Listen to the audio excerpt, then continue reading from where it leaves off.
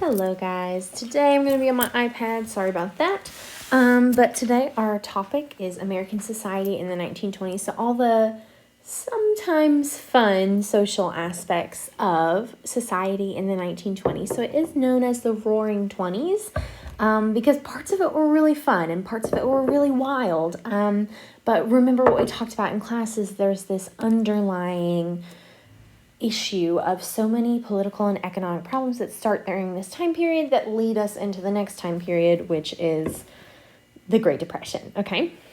So, based on the images on the following slides, what values do you think were important during the, quote, Roaring Twenties? So in this picture, we see people attending a theater. So they have leisure time, they're spending money, doing something they enjoy.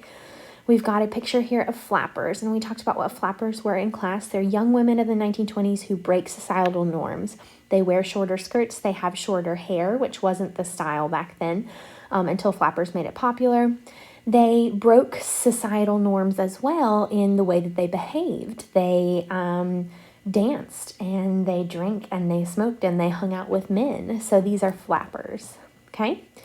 We've got two very influential baseball players here. So we see that all this leisure time that Americans are enjoying leads into the call for more organized sports for people to watch and people to play in. Here we see an assembly line. We're going to talk about Ford Motor Company and the assembly line. Here we see Louis Armstrong, who's a famous musician from this time period and beyond. So music seems to be important to people, and jazz becomes popular during this time period. Okay? So, Americanism in the 1920s. What does Americanism mean? Well, to many white Americans, it meant white culture being the most important. It kind of continues this nativist sentiment that we saw as backlash to the wave of new immigration. And during this time period, it's called the Red Scare.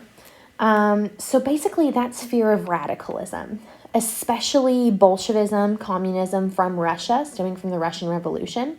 But it also includes a large number of strikes, riots, and bombings, and resulted in a lot of street violence, government crackdown on suspected radicals, and the government infringing on people's rights just for fear that they are communist, okay? In this political cartoon, we have depicted a Russian man, and he's taken all the parts out of the flag, all the parts that aren't, quote, red. And they were called Reds and it was called the Red Scare because of the Red Army that rose to power during the Bolshevik Revolution in Russia during 1917, 1918. So because of the Red Scare, there's a large number of strikes and labor unrest that happens in the United States. And it's happening because of economic issues. It's happening because of fear of immigrants. So this is after World War I, and large numbers of soldiers are returning from home.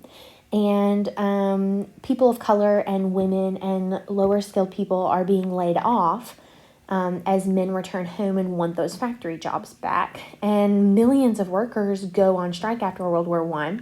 It's largely the result of inflation during the war and after the war, and union organizing drives that are wanting wages to keep pace with inflation. And there are lots of strikes, particularly in the year 1919, where a huge proportion of workers join general unions and strike.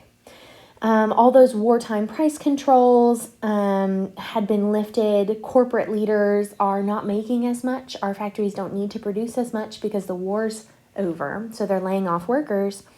And there's this expectation that during the war, like striking wasn't allowed, right?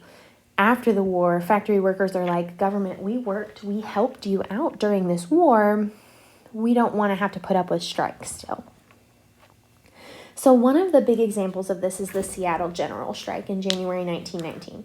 It's one of the most famous in U.S. history because it's 35,000 shipyard workers. They go on strike after they failed to get a wage increase that they wanted their wages to keep up with inflation during the war. So all the unions in Seattle, that adds about 60,000 additional workers to the shipyard workers, demand higher pay for shipyard workers and just like industrial workers in general. And the strike was peaceful and orderly in the beginning. Many people kind of feared, they coupled this fear of radicalism with fear of strikes. And the Seattle mayor actually called for federal troops to head off the, quote, anarchy of Russia, basically blaming labor unrest on immigrants, in a sense. He was just a horrible human and said that he was putting down a Bolshevik revolution and stuff within the United States. So by pinning labor unrest on radicals, it made them look bad. It made people not want to join unions and not want to do strikes because for fear of being called different.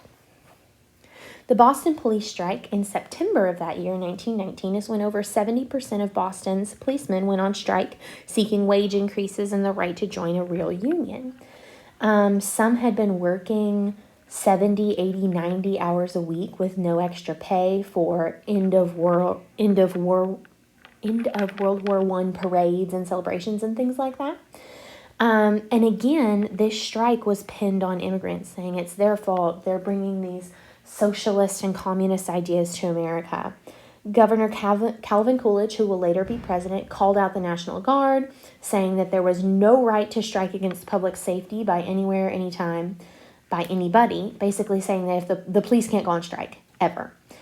They refused to settle the strike, saying that the police can't form a union. They're not allowed to do that. It makes people not safe, and Coolidge becomes this big hero. He'll eventually be selected as vice president and then will become president later on. So something that directly comes from the fear of immigrants that doesn't have to do with labor unrest is the Palmer raids.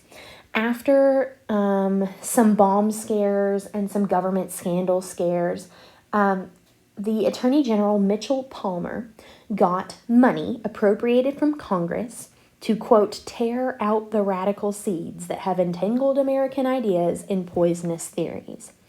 So basically, he is given money to investigate communist happenings in the United States. And he takes it really, really far in so much as like restricting civil liberties, spying on people, following people, those sort of things. Some of these people were suspected terrorist bombings, but for the most part, they were just normal people who were immigrants, and then they were pinned as different. Actually, in November of that year, almost 250 radicals were deported to Russia after like a nationwide outcry against immigration and stuff. Most of them were anarchists and didn't believe in the government. Some of them weren't even Russian. They were born in America. So it's just like this big scare of you don't want to be different. You don't want to be considered different. And eventually by the end of this Red Scare like fever, a bunch of Russians will be deported back to Russia. And it starts this fervor against immigration. So, another event that kind of stems from the Red Scare is the Sacco Vanzetti case. So in 1921, Niccolo Sacco and Bartolomeo Vanzetti are charged and convicted of killing 2 people in a robbery in Massachusetts. So keep in mind that they are considered anarchists, so they don't believe in the government. They're speaking out against the government. They were atheists, so they were already different, and they had dodged the draft during World War I. Also keep in mind that the jury and the judge were probably prejudiced. They were white themselves and likely thinking that these men were different. These men were speaking out against the government, so they had to have committed this crime, okay? So new trials, motions for new trials were denied and denied and denied, and eventually these men were sentenced to death by the electric chair. The reason we're learning about this case is it attracted huge attention, and riots broke out in different countries all over the world about why are these people being sentenced to death for a robbery and a suspected murder that there's pretty good evidence that they weren't there. And the reason it's that they were different, that they were considered to be different by the nativist white Americans at the time. Oh, sorry. I already told you all those things. So, Niccolo Sacco is quoted as saying, "My conviction is that I have suffered for things I am guilty of. I am suffering because I am a radical, and indeed I am a radical. I have suffered because I was an Italian, and indeed I am an Italian." So basically he's saying, I know why I've been convicted and I'm found guilty of this. It's because I'm different and people don't like that during this time. And that's true. There was evidence that pointed to them not being actually able to be convicted in this crime. And actually, later on in 1977, Governor Michael Dukakis of Massachusetts vindicated both men, basically saying that faults existed in the case, stigma should be removed from their name because they weren't guilty of this. So it's kind of like a 50 years later kind of we did wrong statement. So during the 1920s, amid all this anti-immigrant fervor, starts the resurgence of anti-African American fervor. And the KKK resurges in the 1920s in the South, but also spread very heavily into the Midwest. So this all starts with a movie in 1915 called The Birth of a Nation. It's a 3-hour-long movie that was very popular, and it was based on a book that romanticized the KKK, okay? And essentially, this movie spurred on this resurgence of the KKK, and at Stone Mountain, Georgia in 1915. The KKK reforms and sets up chapters within different states in the United States. So the KKK's new platform is anti-foreign, anti-Catholic, anti-Black, anti-Jewish, anti-pacifist, anti-communist, anti-internationalist, anti-revolutionist, anti-bootlegger, anti-gambling, anti-adultery, anti-birth control, okay? So a bunch of stuff that they come out as they are against. And they allow people to join the chapter who fit into their narrative, which is WASP, White Anglo-Saxon Protestant, white, Christian religion, middle class, okay? And their largest presence was in Indiana, Illinois, and Ohio during this time period.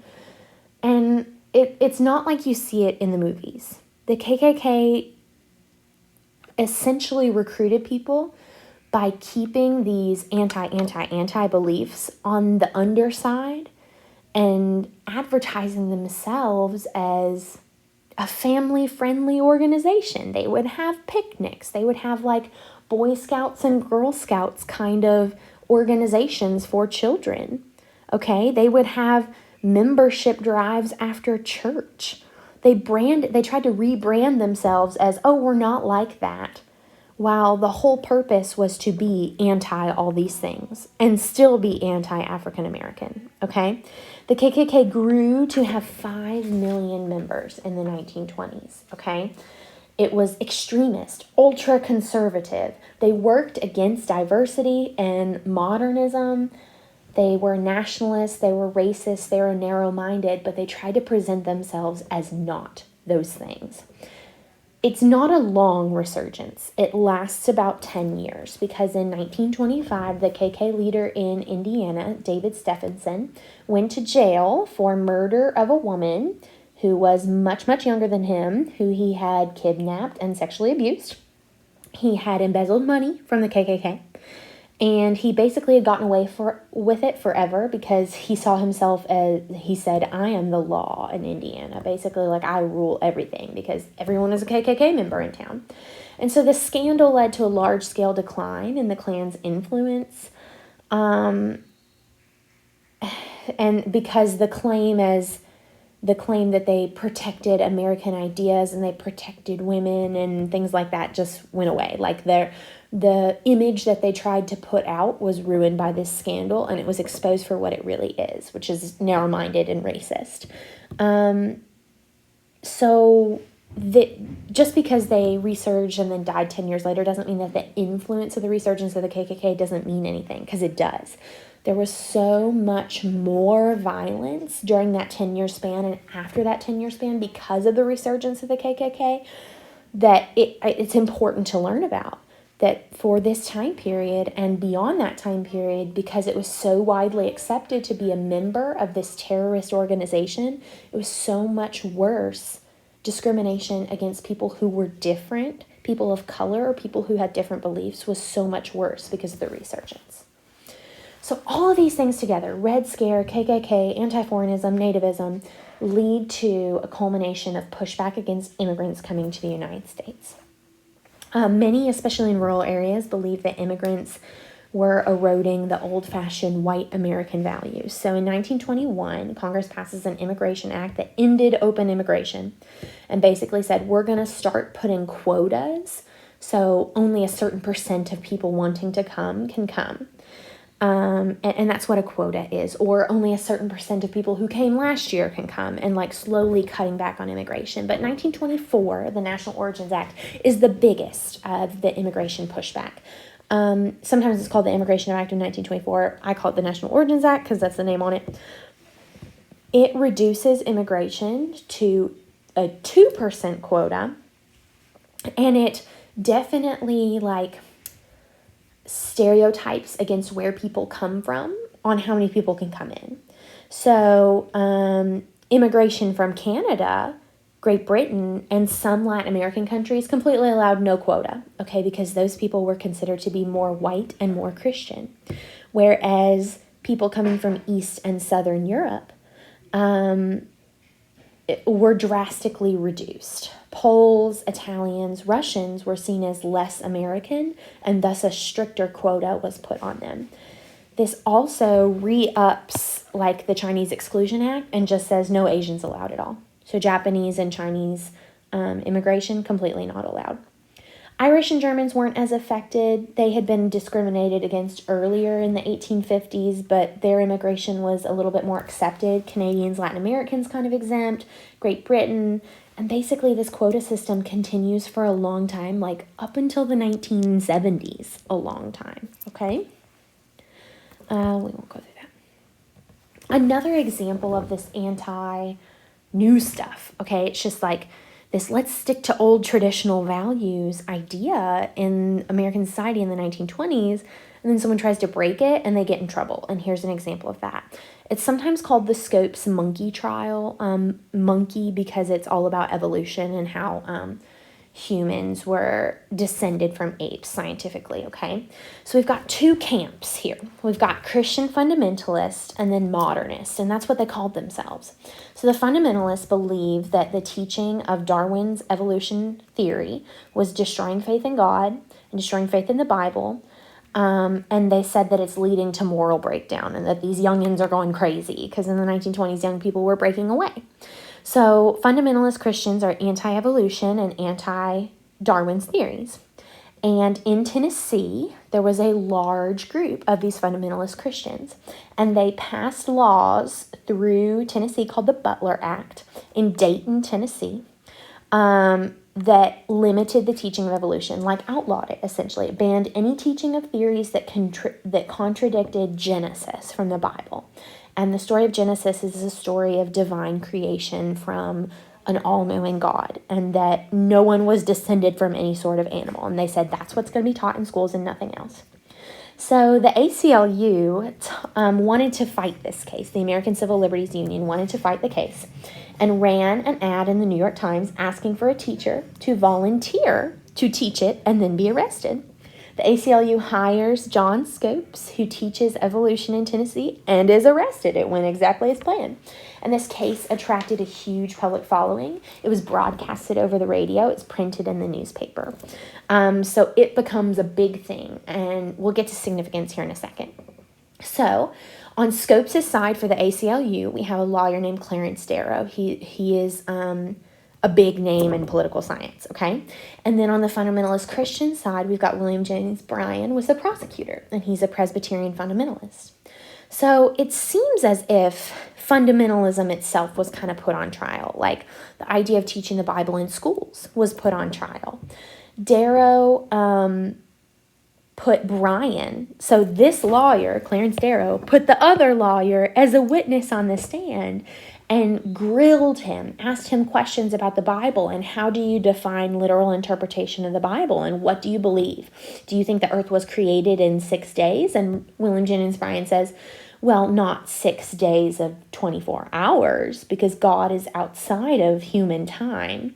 So the results of the trial didn't matter so much as people listening on the radio and thinking, I never thought about that before, or oh, people believe that? People believe in evolution? People believe that God created the earth? Like, people were expanding their minds listening to this trial, and it was the hot topic. Like, nowadays, when we think about politics, we think hot topics is like immigration and abortion, right? This trial, the Scopes trial, was the hot topic of politics of the day, okay? So here's the results, which ended up not even really mattering. It's the significance that matters.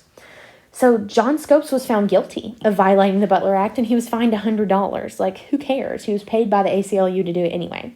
The Supreme Court of Tennessee actually set aside the fine, though, and said, you know what, it's whatever. But the significance here is it showed the divide between traditional rural people who believed in Christian fundamentalism and then people increasingly in the cities who did not. It showed the divide between those living in the country and those living in the city, essentially. Fundamentalism kind of suffered a setback. William Jennings Bryan was kind of aware that what he said didn't go with the Bible, but that's what he believed. He died a week after the trial due to a stress-caused stroke. I mean, it was very sad, but it had this giant public attention that showed America is super divided between traditionalists and this new wave of modernism.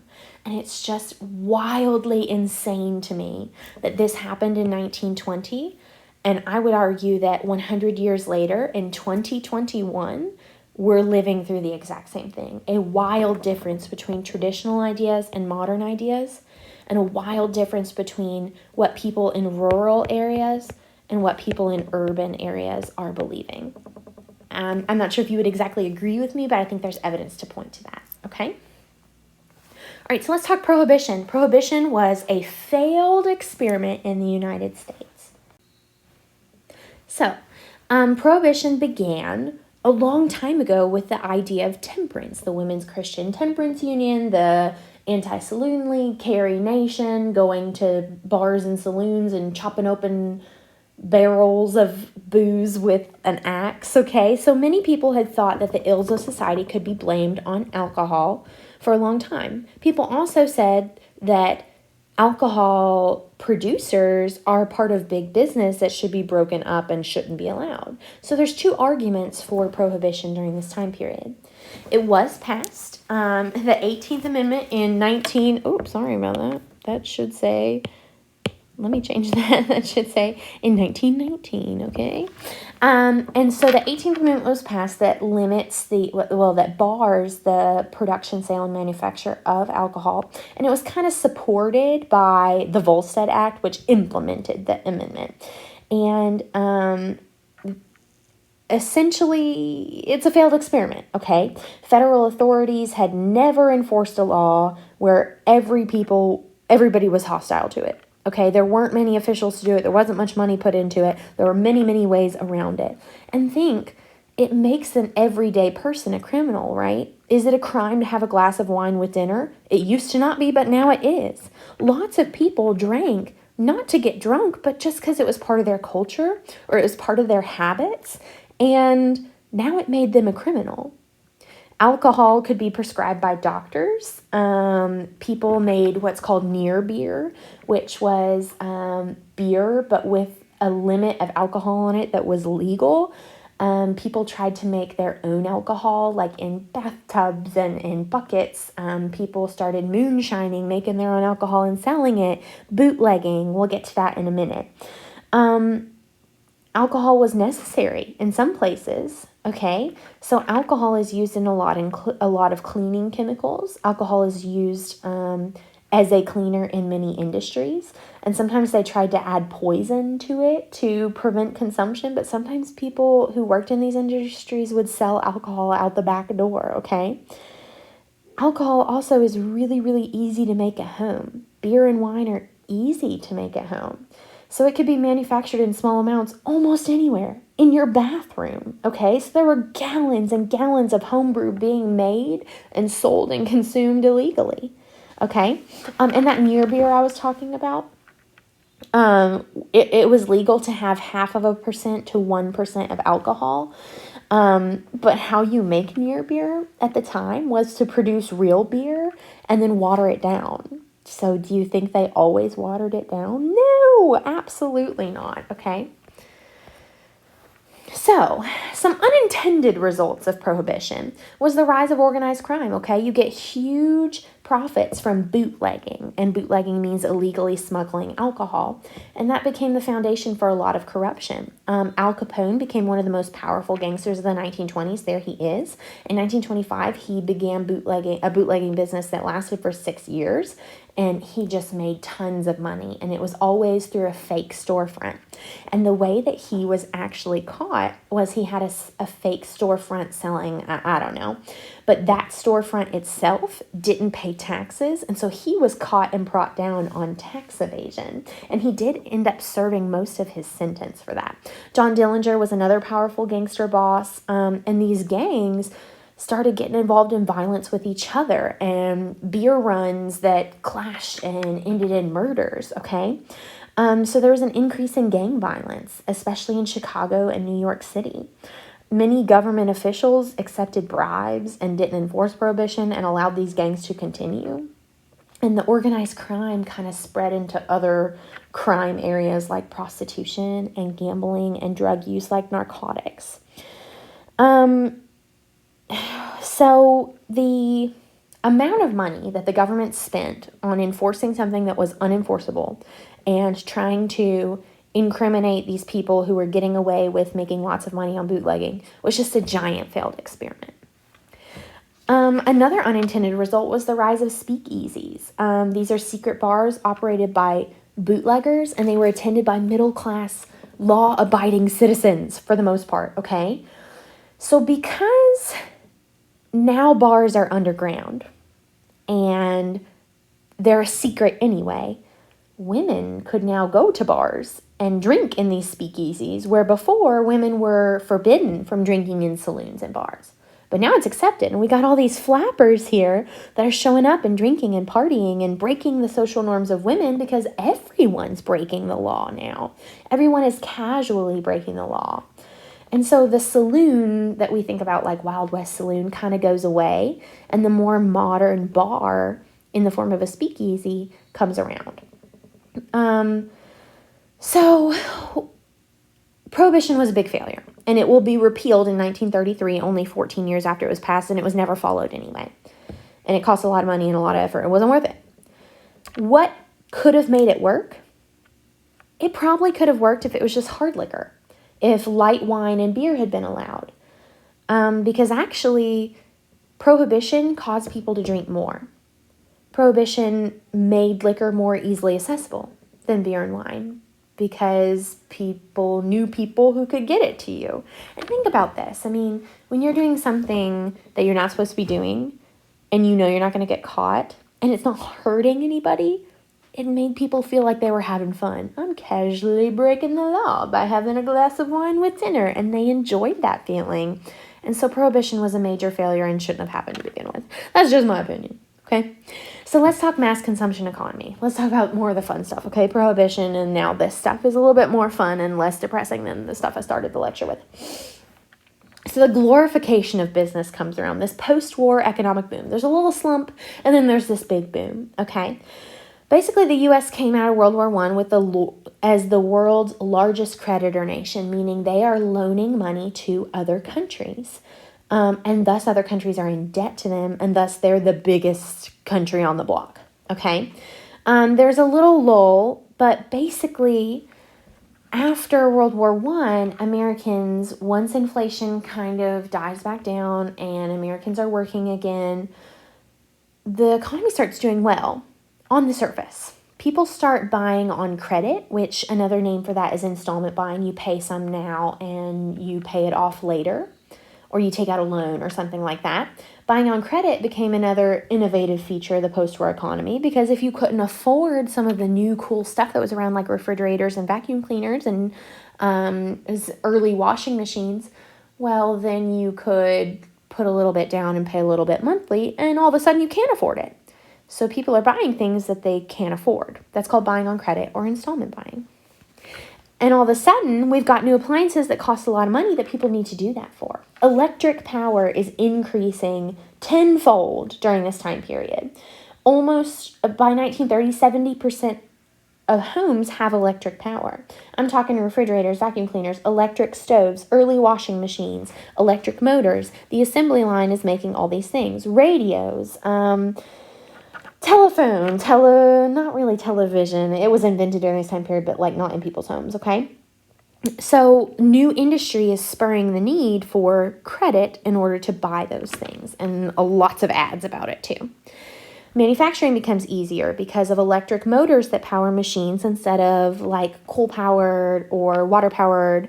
The assembly line is a new way, well, not exactly new, but having the assembly line all under one roof and making each job extremely unskilled makes things faster, right? I screw on this bolt, I pass it on to the next person. I screw on the next bolt, pass it on to the next person. And a lot of these goods will be made on assembly line as you see these women working on small manufactured goods there.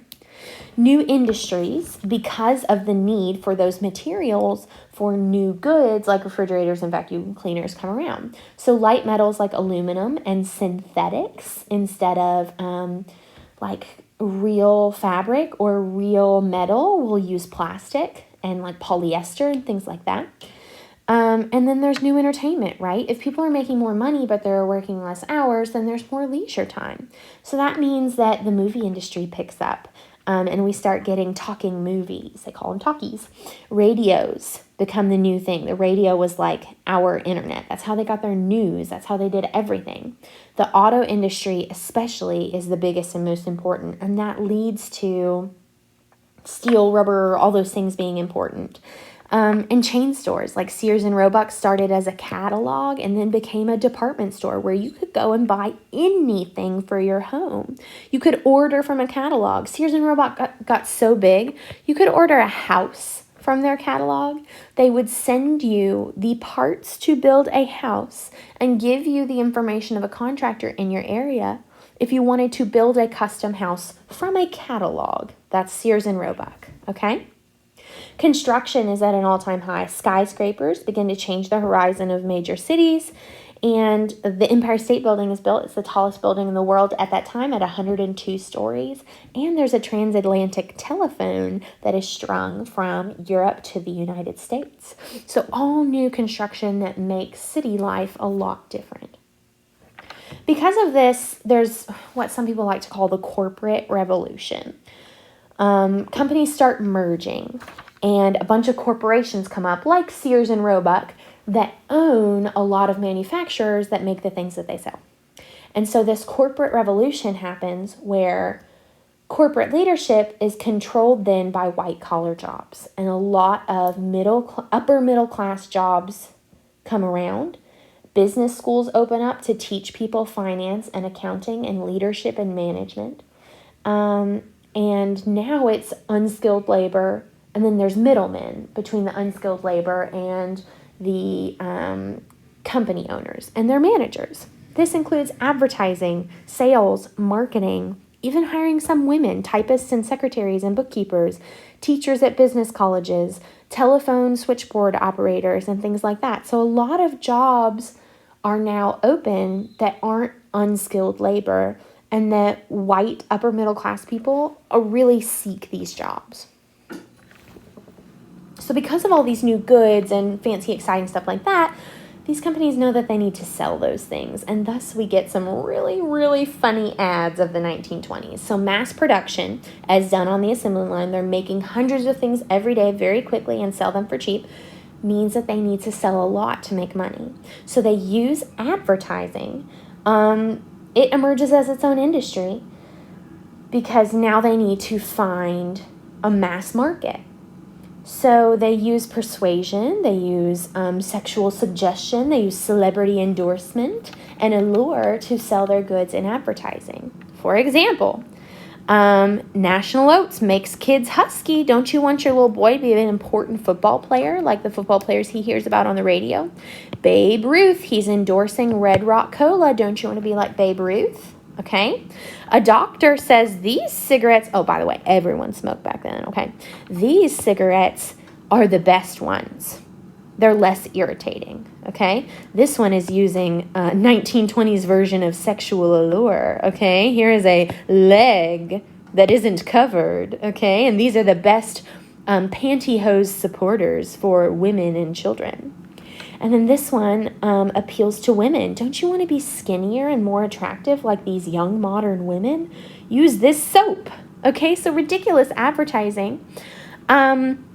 The girl men admire. Don't you want to be this woman that always has a boyfriend? Okay, so these are advertising to specific people. If you want to be like this woman, then you need to get Dr. Pierce's. It's like a tonic, basically. And they're all fake. This one, easy to drive. Wow, isn't that a little bit offensive? Chevrolet is advertising to women. Women, I know that you don't typically drive, but this car is the car for you because it's easy to drive. I'm offended by that ad. And then this one, this car is perfect for the young businessman. If you want to sell papers or be a door-to-door salesman, this car is the perfect car for you. You see how they are targeting people and using persuasion techniques? They had to because it was mass marketing.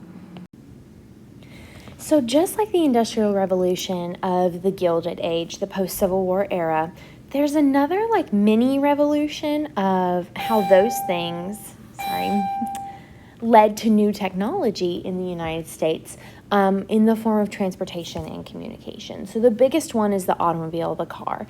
Henry Ford and the assembly line. So Detroit kind of becomes the automobile capital of the world during this time period. In the 1890s, rich people had cars and gasoline engines were being made, but they were very expensive. By 1910, a few companies were making cars, but they were still pretty expensive. And then there's a turning point where Henry Ford decides to make cars on the assembly line, which makes them faster, more efficient, and thus be able to be sold for a cheaper price, okay? So Ford kind of revolutionized the idea that he knows that workers, people working, are also people who are buying things. Workers are also consumers. So he raises his workers' salaries from $2 a day to $5 a day if they followed this like certain contract, okay? So they are paid well, and he called this contract thrifty habits. They should learn English. They should promise not to drink. They should promise not to gamble. Those sort of like morality things. They had good benefits. He hired handicapped people, felons. He hired immigrants. He hired African Americans. That doesn't mean everybody was working together in harmony, but he did hire those sets of people. Ford came from the upper class, and he was called a traitor to his class by many wealthy people because he valued the lives of the lower class people who worked for him. So he was a pretty good guy to work for. So Ford's use of the assembly line made him a lot more money than other car companies, so much so that they will follow suit. It only ended up taking an hour and a half to build a car. Before the assembly line, it would take 14 hours to build a car. One car was rolling off the assembly line every 10 seconds because different people are doing different jobs, as you see down below. So the Model T, which is the car you see in the picture, became the staple in America for many, many years.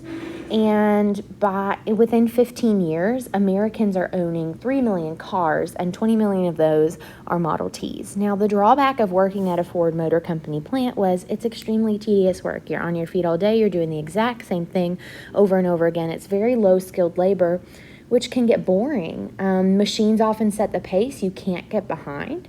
Sometimes workers were chained to machines to prevent accidents, or just like in the olden days, kind of like locked in the room to prevent accidents away from the other heavy machinery. I mean, it's not a great job when it comes to the work itself, but it's good when it comes to pay and benefits, okay? So what's the impact of the car? It makes railroads and steel just gone, okay? The car becomes the king industry in America. It will employ millions of people, and millions of people will buy it. All the supporting industries, the related industries, the things that go into the car see a huge spike as well. Rubber, glass, fabrics, highway constructions, gas stations, car mechanics, things like that. The steel industry does get a little bit of a buttressing as well because steel goes into cars, but it's no longer the big thing because it's no longer the main thing. Cars are the main thing. The petroleum industry and oil just explodes. So we're going to see new oil rigs being dug in California, Texas, and Oklahoma and it kind of spurs along the development of the car as well. The standard of living starts improving as well, because people now have nice jobs, or there's more jobs available because of the car and the managerial revolution and things like that. There's going to be a growing middle class, and wages will rise. People will be happier, they'll have more free time, and they'll do different things, okay? So leisure activities, vacations, restaurants. If you have a car, you can now go on vacation in your own car. Where do you stay? Well, you stay at a hotel, a motor hotel, a motel. Okay, where do you eat? A restaurant. So it starts a tourism industry that was kind of there, but is really going to be there now. It also connects the city and the country. Before, railroads connected, but it just wasn't autonomous. You couldn't just go if you wanted to go by yourself and go wherever you wanted to go, and the car allows for that. The car also allows for help with compulsory education by saying students have to get to school and they have no excuse now because we're going to build school buses that come pick them up.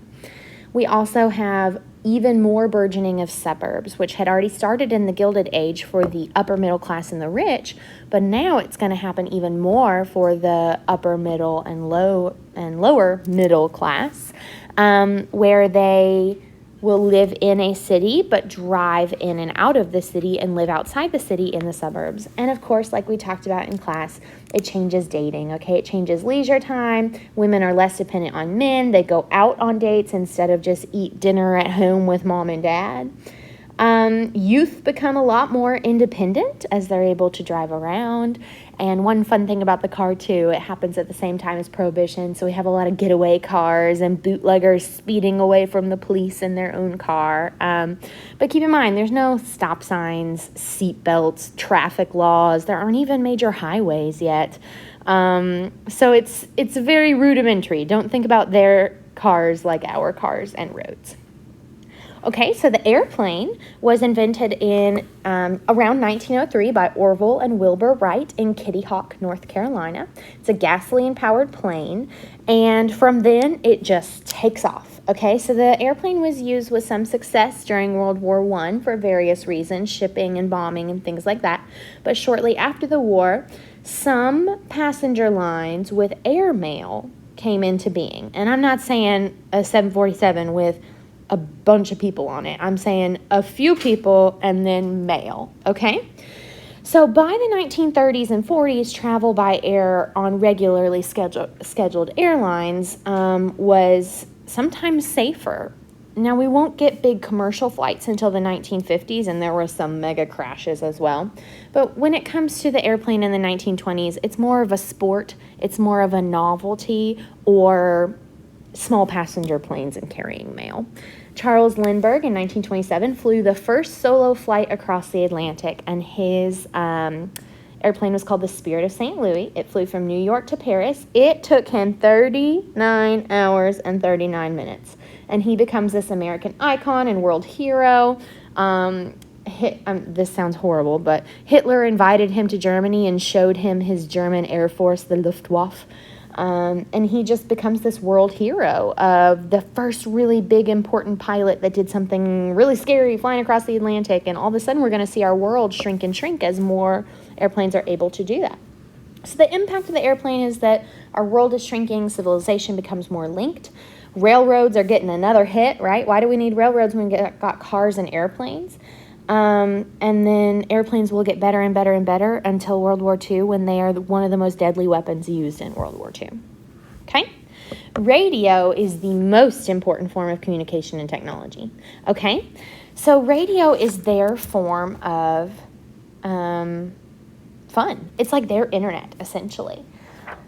So the impact of the radio here is that the radio doesn't just have what the radio has on it now, like a few sports talk shows and then some music. The radio had everything. It had news. It had sports. You could listen to games. It had children's programs, bedtime stories. You could hear sermons. You could hear lectures. They had like comedy shows and things like that.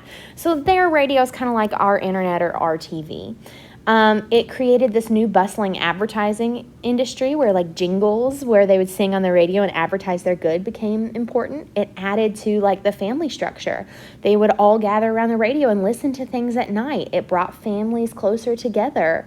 It also brought our nation together. People in the city and in the country are listening to the same thing. They tune in to favorite comedy shows and things like that. Sports were further stimulated, right? You can listen to sports. You don't have to buy a ticket and go, and it makes national sports like baseball a lot more popular. Politicians use it to campaign.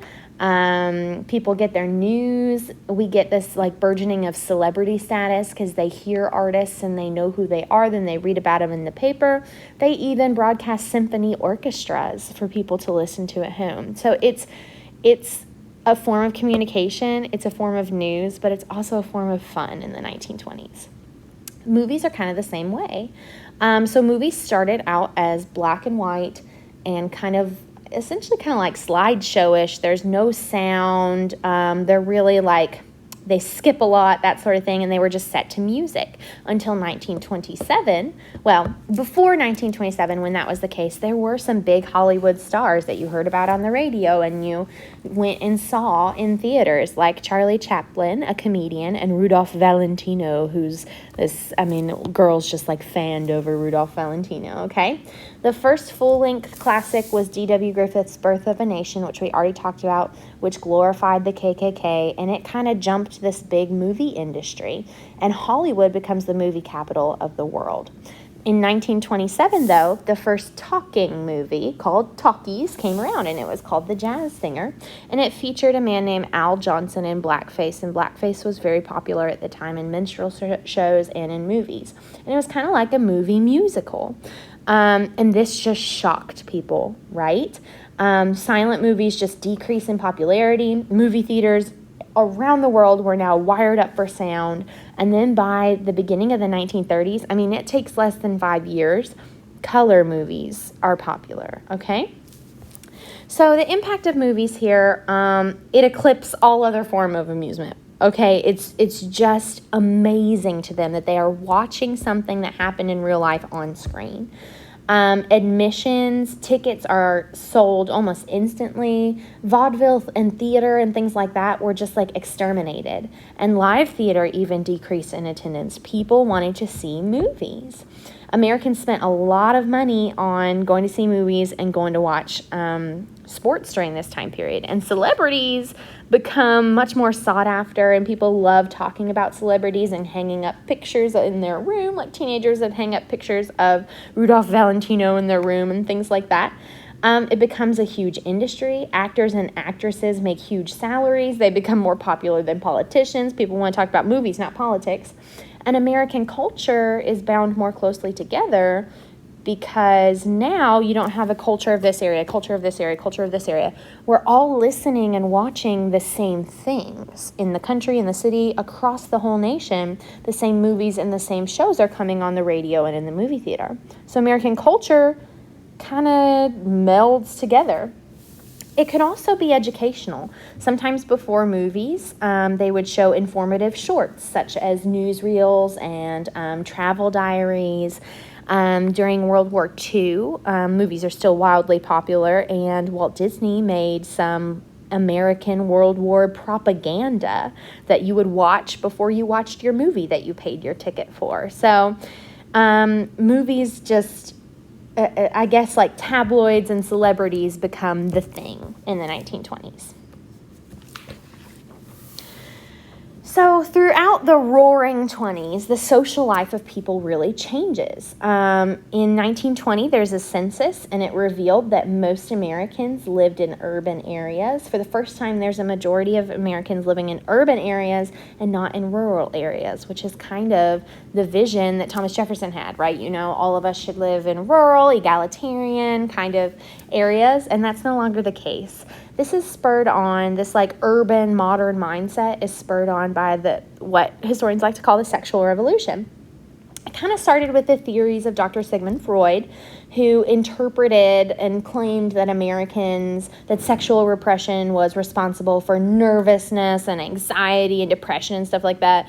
And young people just took that and ran with it. Okay, so the flaming youth of the jazz age emphasized promiscuity and drinking and dancing and breaking out of social norms. And the older, like Victorian generation is like, oh my gosh, what is happening? Okay, they're dancing the Charleston. They're wearing thinner clothes.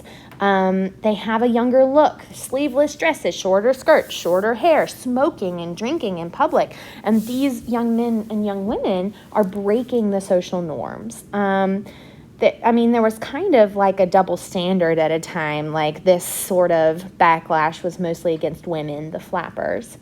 There was more talk about birth control and things like that, Margaret Sanger and others were widely accepting and promoting birth control, which was a taboo thing. And it brought about some emancipation for women, okay? So flapper styles express new freedom. One-piece bathing suits. You don't have to wear a skirt in the water, ladies, anymore. Women could smoke and socialize in public and in speakeasies a lot more freely. And so women kind of get this independence. Some women move out of their parents' homes before they get married and live in their own apartment and work in the city, and that was just unheard of. You lived with your parents till you got married, but that societal norm is broken in the 1920s, and that modern city life is kind of what I think about when I think about the 1920s. After this time period, though, it's not all happy. That's kind of on the outside. On the inside, there's this disillusion. There's this depression about what Americans just went through in World War I. It's called disillusion. It's like when you pretend that something didn't happen to make yourself feel better. And it's kind of all a lie. So a lot of the happiness of the 1920s has like this underpinning of we just killed a bunch of people in World War I. And a lot of this changing morals and independence for women was spurred on by their right to vote. Okay, you feel this political freedom, you want to express it, maybe express it socially with a social freedom. And then the car really freed up women as well. Oh, well, I just went through all of these things, so you can write them down now. Okay, moving on. All right, so jazz becomes popular during this time period too. It kind of starts in Harlem, and we'll get to that in a minute. But it's derived from African American slave spirituals that grew into what's called a jubilee and then the blues. And this black music retained like a certain melodic and harmonic and rhythmic element that formed into jazz. And it kind of all melds at the same time with the blues and ragtime and jazz. And it's happening in two places, New Orleans and Harlem. Louis Armstrong is one of the most famous jazz musicians. And actually this picture down here is a mural in downtown Lexington of Louis Armstrong. He is very popular everywhere. He becomes like this master improviser on the trumpet. And some people see this as kind of like the creation of the type of jazz where you don't even have charts, you don't even have music. Musicians that are just really good just get together and like riff all day long, okay? This was spurred on because of the Great Migration of African Americans to the north, and many of them joining cities, and they just become these cultural, like, hotbeds of African American art and culture, and that develops into jazz.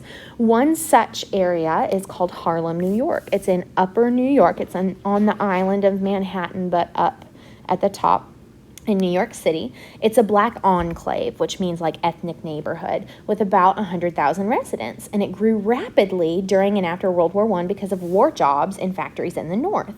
And the significance here is that Harlem produced a bunch of very famous African-American poets, African-American artists, authors, and jazz musicians. And all of their work in the beginning kind of expressed the pain and sorrow and discrimination that blacks felt at this time. And it brings awareness because these songs and these books get popular and we still read them and we still sing them today. So we've got poems like Langston Hughes's What Happened to a Dream Deferred and I Too Sing America. We've got authors like Zora Neale Hurston.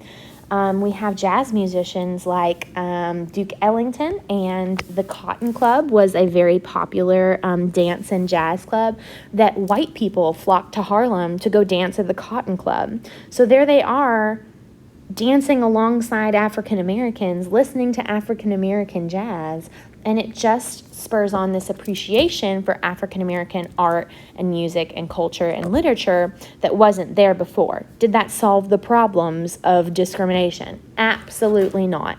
But it did open some people's eyes to there is a lot to be appreciated and the discrimination should stop.